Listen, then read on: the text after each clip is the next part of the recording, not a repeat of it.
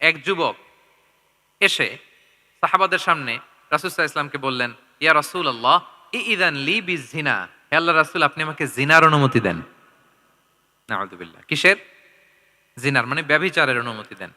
ব্যভিচার বা জিনার অনুমতি দেন। আশেপাশের সাহাবারা তো রেগেমেগে আগুন।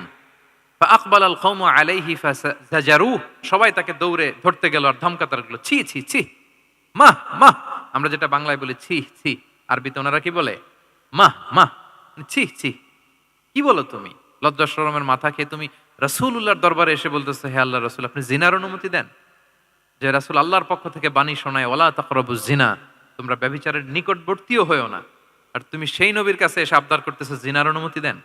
তারা যখন তেরে আসলো এই যুবকের দিকে, রাসূল সাল্লাল্লাহু আলাইহি ওয়াসাল্লাম তাদেরকে থামালেন। বললেন যে তোমরা থামো।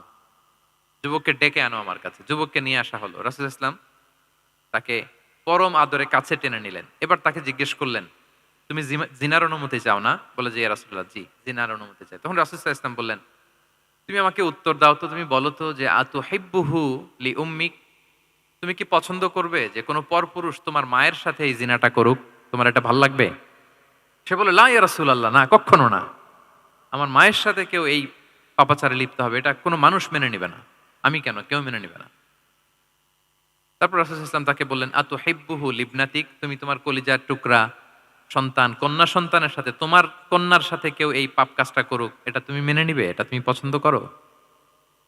সে বলল, লা ইয়া রাসূলুল্লাহ, হে আল্লাহর রাসূল কশ্চিন কালেও না, কখনো মানব না। আমার মেয়ের সাথে কেউ এই কাজ করবে, আমি কখনো মানব না।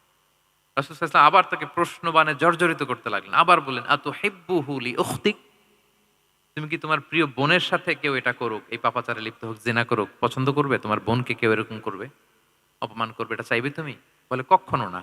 লা ইয়া রাসূলুল্লাহ, কখনো না, কেউই তো পছন্দ করবে না এটা। তখন রাসূল সাল্লাল্লাহু আলাইহি ওয়াসাল্লাম বললেন, তুমি যার সাথে জিনার অনুমতি চাইছো সে তো কারো না কারো মা, কারো না কারো মেয়ে, কারো না কারো বোন।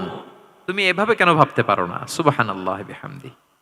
এই কথা বলার পরে তো সে একেবারে ইমোশনালি এমন ড্যামেজ হয়েছে, লজ্জায় কাঁচুমাচু হয়ে মাথা নিচু করে দাঁড়ায় আছে।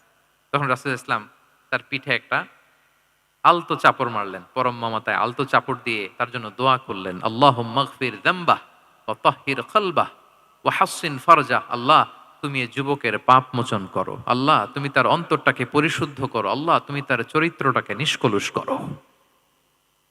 এই হাদিসের রাবি উনি বলতেছেন, ফালাম ইয়াকুন বা'দা যালিকাল ফাতা ইয়ালতাফিতু ইলা শাই, ওই দিনের পর থেকে এই যুবক কখনো কোনো পরনারীর দিকে রাস্তায় তাকায় নাই।